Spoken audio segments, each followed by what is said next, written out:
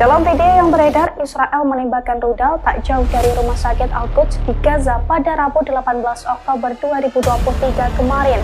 Ledakan besar disertai kilatan dan asap yang membumbung tinggi juga terlihat jelas dari rumah sakit tersebut. Sementara itu di dalam rumah sakit, situasi pun menjadi mencekam. Tampak puluhan tenaga medis dan pengungsi panik dan merasa terancam. Diketahui sebelumnya, serangan di dekat Rumah Sakit Al-Quds ini terjadi setelah pengeboman yang terjadi di Rumah Sakit Baptis Al-Ahli. Menurut WHO, sebelum pengeboman di sejumlah rumah sakit di Gaza, Israel juga telah memberikan peringatan dan meminta para medis untuk mengosongkan rumah sakit. Namun Ahmed Al-Mandari, Direktur Regional WHO mengungkapkan bahwa hal itu tak bisa dilakukan. Sebab situasi Gaza yang kini tidak aman serta banyaknya pasien kritis tak sebanding dengan jumlah ambulans dan juga tenaga medis yang ada.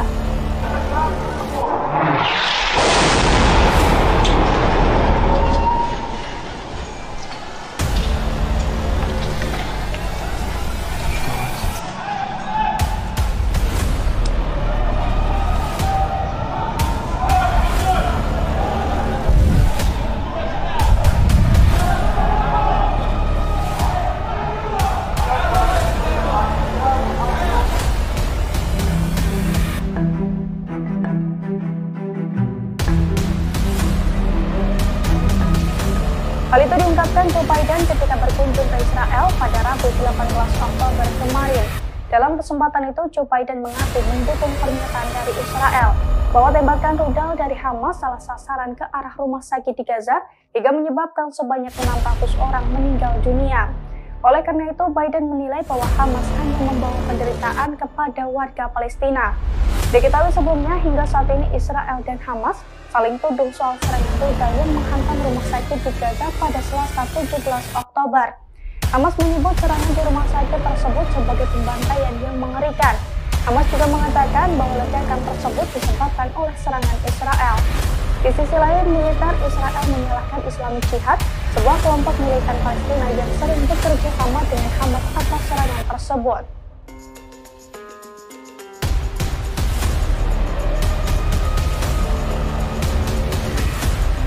Hamas memamerkan senjata baru ini dalam sebuah video propaganda. Senjata bernama Mutabar 1 ini merupakan sistem pertahanan udara yang diklaim sebagai hasil buatan Hamas sendiri. Namun tak menutup kemungkinan bahwa Hamas mendapatkan sokongan dari negara lain. Meski terlihat sederhana, namun senjata yang satu ini dinilai mematikan. Mutabar 1 memiliki peluncur yang dapat berputar 360 derajat dan rudal serta dapat dioperasikan dari jarak jauh.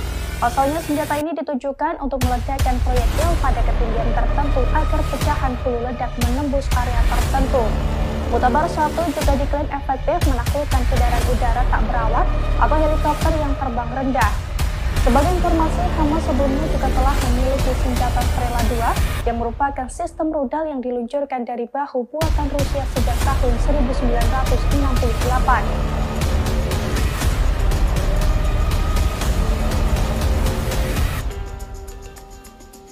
Hamas mendadak memamerkan senjata baru yang dinilai ampuh dan mematikan untuk membalas kekejaman Israel. Senjata bernama Mutabar 1 itu telah dimodernisasi selama bertahun-tahun dan dirancang sedemikian rupa untuk menembak jatuh sasaran udara. Senjata mematikan itu dipamerkan Hamas melalui sebuah video propaganda di media sosial. Mutabar 1 ini merupakan salah satu sistem pertahanan udara buatan Hamas yang berpotensi menimbulkan ancaman signifikan. Mutabar 1 dirancang untuk serangan jarak pendek dan dioperasikan dari jarak jauh dari pos komando improvisasi. Peluncurannya dapat berputar 360 derajat dan dilengkapi dengan rudal yang memiliki staging. Pasalnya, senjata ini dirancang untuk menembak jatuh sasaran udara dan telah dimodernisasi selama bertahun-tahun. Sayangnya hingga saat ini belum diketahui secara pasti soal daya jangkau dari Mutabar 1. Namun sepertinya senjata ini ditujukan untuk meledakkan proyektil pada ketinggian tertentu agar pecahan hulu ledak menembus area tertentu. Mutabar 1 juga diklaim efektif menaklukkan kendaraan udara tak berawak atau helikopter yang terbang rendah.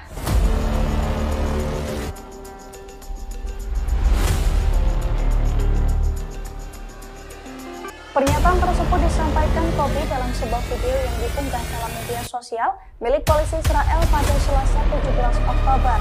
Media Israel mengangkatnya pada hari Rabu setelah polisi membubarkan unjuk rasa di Haifa untuk mendukung Gaza dan menangkap 6 orang. Kobi menegaskan tidak akan ada toleransi sama sekali terhadap protes yang mendukung Gaza di Israel. Ia mengatakan pihaknya mempersilahkan yang ingin menjadi warga Israel, namun tetap akan menghukum yang berkhianat. Di sisi lain, juru bicara kepolisian Israel, Eli Levy, mengatakan sejak dimulainya perang pada 7 Oktober lalu, ada setidaknya 63 orang di Israel yang ditangkap. Pasalnya penangkapan tersebut dilakukan karena puluhan orang tersebut dicurigai mendukung atau menghasut teror.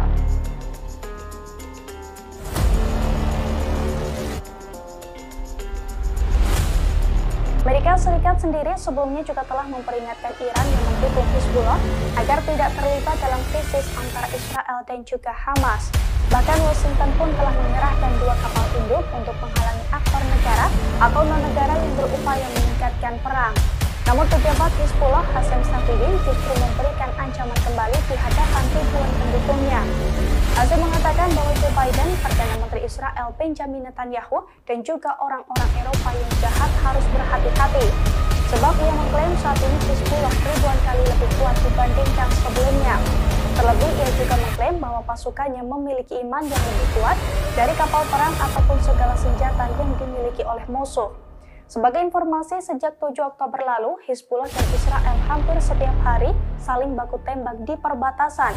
Hizbullah dan Israel itu memanas setelah kelompok Hamas meluncurkan serangan dadakan ke arah Israel dan menewaskan ribuan orang.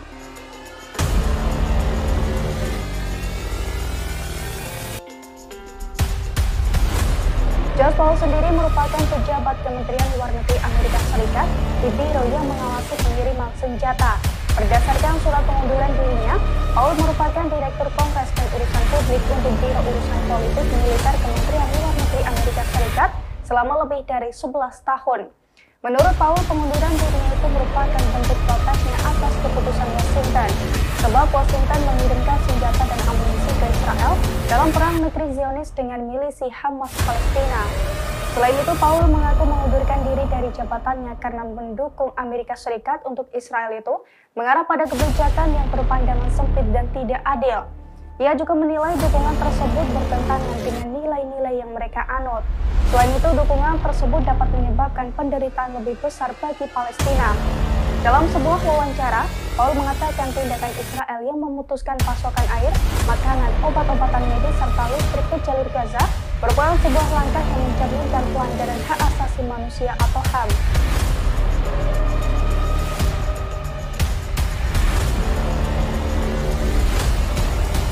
Sosok Josh Paul sendiri dikenal sebagai pejabat Kementerian Luar Negeri Amerika Serikat di biro yang mengawasi pengiriman senjata. Berdasarkan surat pengunduran dirinya, Paul merupakan Direktur Kongres dan Urusan Publik untuk Biro Urusan Politik Militer Kementerian Luar Negeri Amerika Serikat. Jabatan tersebut sudah ia emban selama lebih dari 11 tahun. Meski demikian, ia rela mundur dari jabatannya karena menolak kebijakan Joe Biden yang pro-Israel. Menurut Paul, kebijakan Joe Biden itu mengarah pada kebijakan yang berpandangan sempit dan tidak adil. Ia juga menilai dukungan tersebut bertentangan dengan nilai-nilai yang mereka anut. Selain itu, dukungan tersebut dapat menyebabkan penderitaan lebih besar bagi Palestina.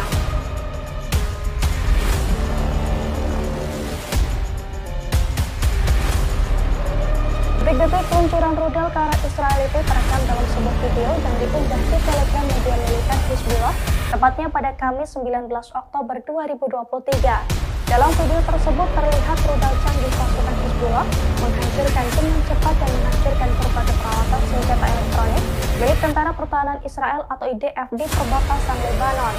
Awalnya rudal canggih Hizbullah menghancurkan titik senjata Israel di menara tower setinggi puluhan meter. Selanjutnya rudal Hizbullah menghancurkan beberapa peralatan elektronik lainnya di markas Israel tersebut. Akibat serangan itu, pasukan Hizbullah mengklaim telah menyebabkan sejumlah tentara Israel gugur. Selain itu, pasukan Hizbullah mengklaim telah membuat kerugian yang besar di pihak Israel. Namun hingga saat ini belum ada informasi resmi dari pihak militer Israel terkait serangan tersebut.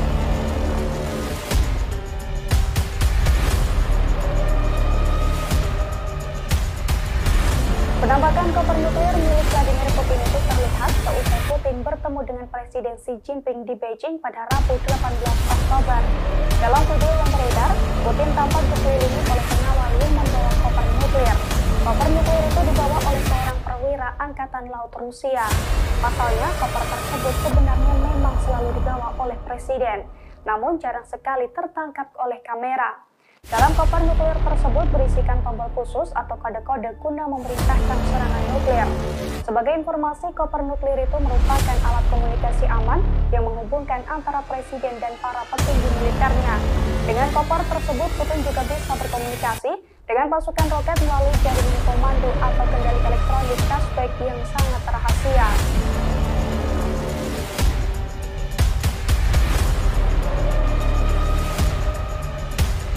Diungkapkan Khadira Fares, Kepala Otoritas Urusan Narapidana dan mantan narapidana Palestina pada Kamis 19 Oktober. Pasalnya, akibat penyiksaan tersebut, banyak warga Palestina yang disandra mengalami patah anggota badan. Bahkan beberapa di antara mereka sampai tidak dapat dikenali. Menurut Fares, penyiksaan ekstrim tersebut sudah dilakukan di dalam penjara Negev terhadap tahanan Palestina sejak dimulainya operasi banjir Al-Aqsa 7 Oktober 2023. Fares juga mengatakan taktik penyiksaan tersebut merupakan cara Israel untuk membalas kegagalannya.